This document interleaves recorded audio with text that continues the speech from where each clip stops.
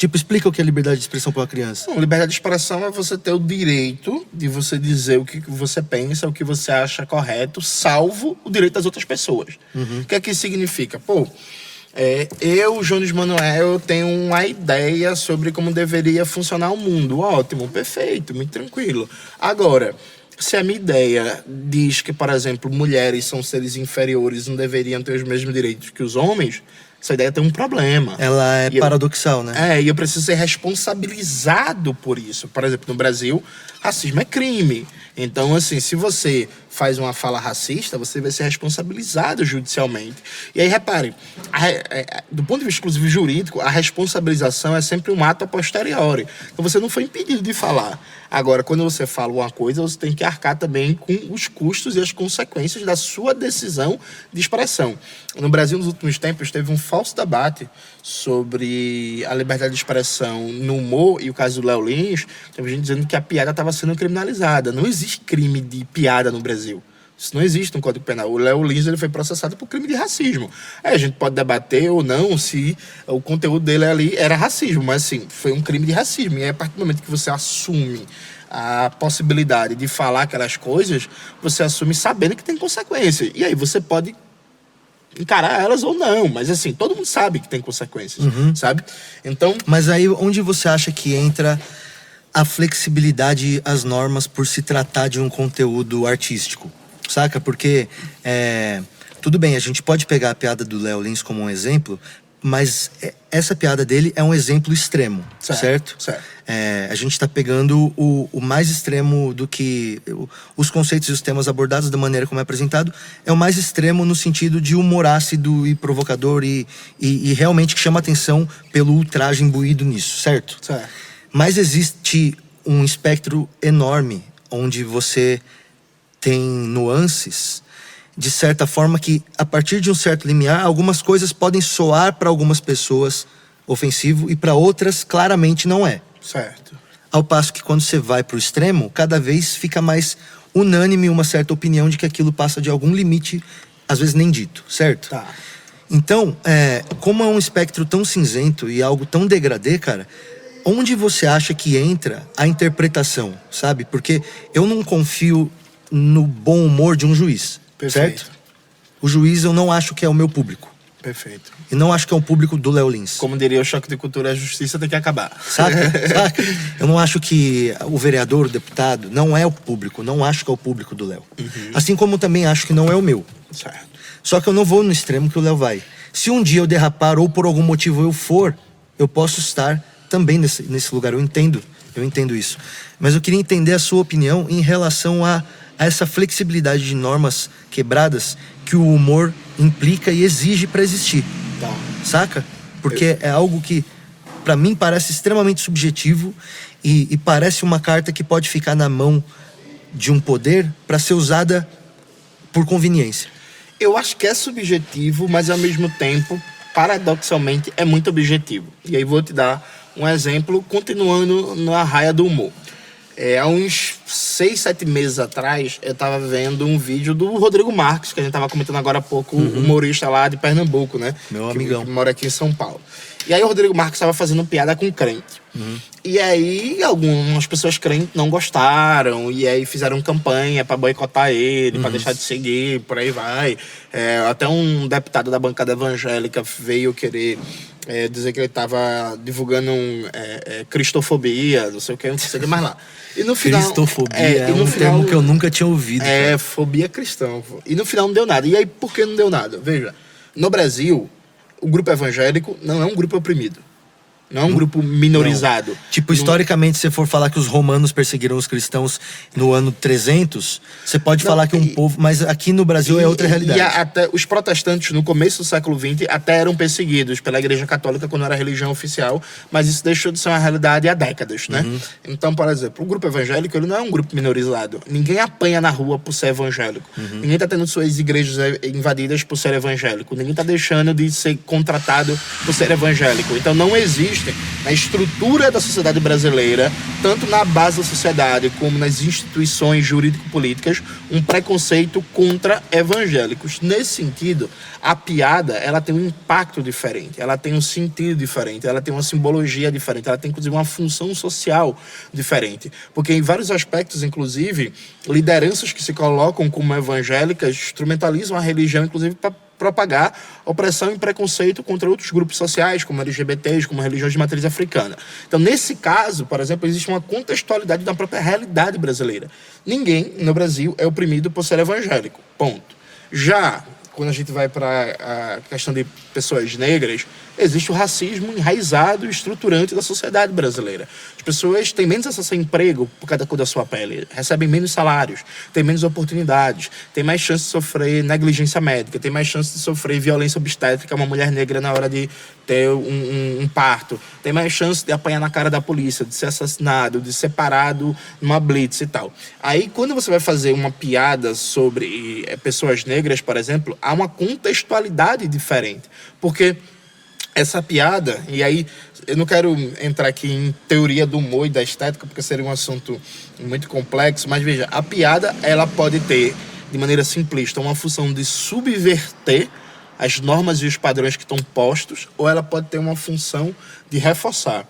O que no Brasil alguns humoristas fazem, e que normalmente são humoristas de baixa qualidade, que tem um texto muito pobre, é simplesmente reforçar estereótipos e preconceitos que já estão postos na sociedade, na lógica de que eu sou contra o politicamente correto, então você... Uma premissa, então. Tipo assim, o problema é a premissa que já é estabelecida. E você só reforça isso, e é assim, não tem nem sequer uma elaboração, né? Tipo, você vê a punchline da piada vindo de longe, porque... sabe, não existem muitos caminhos para ela. Você tá só nadando na mesma corrente do senso comum preconceituoso. E aí, a partir do momento que se entende que, por exemplo, quando você acha normal a polícia matar uma pessoa pela cor da pele, esse achar normal, ele é problemático. E aí, qual é a questão? Eu não defendo que se proíba previamente nada, a não ser nazismo. Uhum. Nazismo e fascismo, aí a gente proíbe previamente. Uhum. Tirando nazismo e fascismo aberto, você defende que se proíba nada. Agora eu defendo que as pessoas se responsabilizem por isso. Então é isso. Você, por exemplo, você é red pill. Você quer falar merda sobre mulher? Você quer defender uma visão de inferiorização da mulher? Beleza, você vai falar. Agora você precisa ser responsabilizado. E aí, o que acontece? A galera quer falar e não quer ser responsabilizado pelo negócio. Veja, no momento que você, ainda ficando no caso do humor, mas não sabe só pro humor, você escreve um texto que você está conscientemente fazendo troça, por exemplo, de casos de violência sexual, de pedofilia e tal, você fez uma escolha. Você sabe que essa escolha tem consequências. Ninguém é criança. Quando você faz essa escolha, você faz ela por um motivo. Exato. Você escolhe isso pelo ultraje, pela fagulha que você sabe que ela vai trazer, né? Então E aí segure seus B.O. Sim. Tá ligado? Segure seus B.O. Eu acho que falta um pouco de honestidade da galera bater no peito e dizer, fiz isso mesmo. Porque aí, o que é que faz, voltando pro exemplo inicial, o que é que faz o Léo Lins? Ele lança um vídeo, que é um vídeo basicamente fazendo uma propaganda de uma ideologia de extrema-direita, apelando para a ideia de Estado mínimo, que o Estado não pode regular nada, porque se você é processado por crime de racismo a partir de um show de comédia, já o Estado vai estar controlando tudo, ao invés de ele dizer assim, eu fiz a piada, eu sei que racismo é crime desde a Constituição de 88, eu sustento a piada e eu vou brigar na justiça. Pronto, pô, vai, pô. É isso. Porque assim. Tua escolha sustenta, porque assim, eu sei que o Léo não é racista, pelo meu convívio que eu tive com ele. Certo. E pelas pessoas que nós temos em comum, sabe? Se é uma pessoa racista, a gente sabe quando uma pessoa é racista. A gente sabe na hora do garçom, a gente sabe na hora que chega num hotel, a gente sabe quando vai atender uma pessoa, a gente sabe. O cara não precisa falar uma coisa. Então, eu sei que aquele momento que ele está falando aquilo, ele está, obviamente, agindo no extremo propositalmente. Eu não acho que isso o faz racista. Mas eu entendo que o contexto pode estar reforçando o racismo. Isso eu consigo entender. Sim. Porém, é criada uma ideia em volta do humor e da arte, mas mais especificamente, eu acho que do humor, de que aquela velha piada de que, a velha analogia de que o bobo da corte era o único que podia cagar na cabeça do rei. Sim. E o rei não ia fazer nada. Isso não é verdade. Se o cara não gostasse do bobo da corte, ele ia cortar a cabeça dele na frente de todo mundo, sim. 100%. Não existia um direito concedido por um deus pro bobo da corte, pro rei respeitar. Tá ligado? Então, eu concordo com a afirmação de que assuma os seus BO. Mas eu também tenho que pontuar que também parece, por ser uma zona tão cinzenta, a gente tá falando de novo do caso extremo. Sim. Em casos menos extremos e que dependem mais de interpretação, eu tenho medo de essa carta de ignorar que é uma piada ou tirar do contexto da piada e assumir aquilo com alguma interpretação quando cabe. Eu tenho medo do poder usar isso convenientemente, entende? Mas aí, Patrick, deixa eu te dizer uma parada. Veja, em casos menos extremos, não é a justiça que decide, é as relações de força da sociedade. Então, vamos lá. A piada do Rafinha Bastos, lá, clássica, quando ele era no CQC, sobre a Vanessa Camargo. Aquilo foi crime? Não, mas ele se prejudicou e muito. Porque ele se prejudicou. Enquadra uma calúnia, um monte de coisa que o cara pode falar. Mas é porque ele se prejudicou muito. Porque é a Vanessa Camargo, porque é uma família poderosa, porque é uma família com dinheiro, com relações com a Rede Globo, com não sei o que, com não sei o que. O próprio Danilo Gentili, uma vez, fez uma piada com judeus e Auschwitz, que os judeus de Higienópolis não queriam a estação do metrô, porque lembra. Ele também se prejudicou. E aí, veja, reparem, quem decide, em última instância, não é a justiça, não é o sistema político, não é deputado, não é vereador. É a grana. Quem define a grana, é o poder. O monarca, ele passou a vida inteira falando absurdos. 3.000 falas racistas, preconceituosas, não sei o quê. No dia que o monarca fez uma coisa que atingiu gente com dinheiro, a comunidade judaica aqui, e aí eu não estou falando que todo judeu tem dinheiro, eu estou falando que tem uma comunidade judaica muito poderosa no Brasil, né? Representada pela Conib e por aí vai. O monarca se lascou. Então, assim, passou falando racismo a vida inteira e não foi um problema. Mesma coisa. Recentemente, uma jornalista da Rede Globo foi demitida, a Eliane Cantanhede, porque interpretaram uma fala dela como se fosse uma fala justificando os ataques do Irã contra Israel. A Eliane Cantanhede é a figura daquela famosa frase, quase 20 anos atrás, que o PSDB está ficando popular, mas não é qualquer massa, é uma massa cheirosa, dizendo que o povo é fedorento. Veja, aquilo ali não causou um grande prejuízo na carreira dela. Fazer um comentário que foi interpretado como negativo a Israel causou um grande prejuízo. O que é que isso significa? Significa que é a própria sociedade que decide. Então, hoje no Brasil, e aí quando rolou o caso do Léo Lins... uma massa cheirosa, vai tomar no cu, aí. Mano. Nossa, eu tô parado nesse aí ainda, caralho, velho. Hoje no Brasil, Nossa, por exemplo, cu. ninguém se fode, ninguém se prejudica se fizer piada racista. Simplesmente não acontece nada. O próprio Léo Lins, inclusive, que fizeram um escândalo, não sei o que. Não, veja, por fala racista, eu acho que ninguém foi preso ainda, né? Não, porra nenhuma. O Léo Lins, ele não foi preso. O Léo Lins, ele tá recorrendo. Não, mas tipo assim, aquelas pessoas que tá lá na rua, no shopping, que o cara tá filmando a pessoa falando assim, ó, você não sei o que, ofendendo muito a pessoa. Não dá nada. Essa pessoa, tipo assim, não vai presa, mano. Ela paga o serviço à comunidade, dá 50 cesta básica, pinta o meio fio e tá tudo certo. Quando o caso não fica parado, às vezes o Ministério Público não aceita. Bicho, eu fui ameaçado por uma organização neonazista, né? E aí eles faziam ameaça de morte e vários ataques racistas, não sei o que. E aí, quando eu denunciei isso, surgiu uma onda de ataques racistas. E, inclusive, de algumas figuras famosas, de alguns vereadores, deputados estaduais e tal.